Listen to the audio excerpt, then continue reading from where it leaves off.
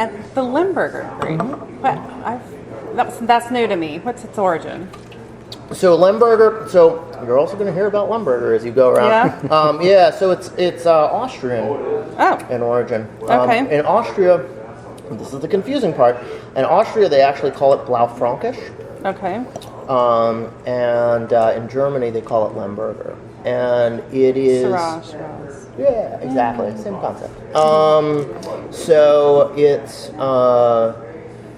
a cool climate red variety. So, it's a little more cold hardy.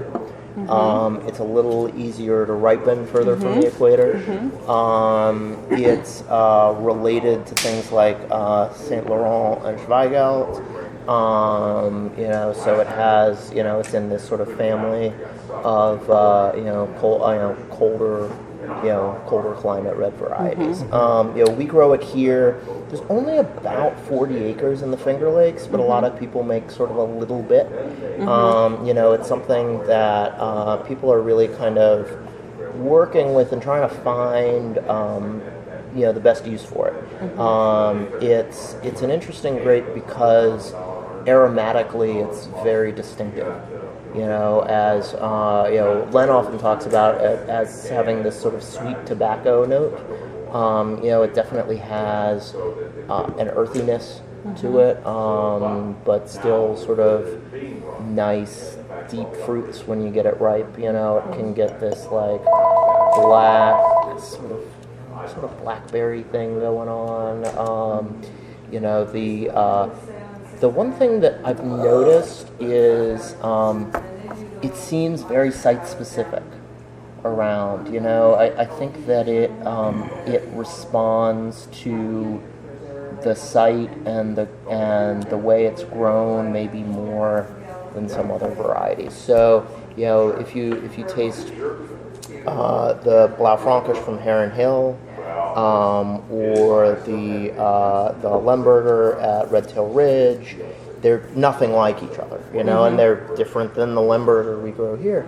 And why did you call them? They're two different names, respectively. Because that's what they call them. That's what okay. So it's really it's really a variety that I think that it's. And we found, we really like it in our rosé. We have made a red variety, a varietal of it in the past, and we probably will again in the future. But we really love it in the rosé. We think that it brings a fruit character that straight Cab Franc rosés sometimes lack.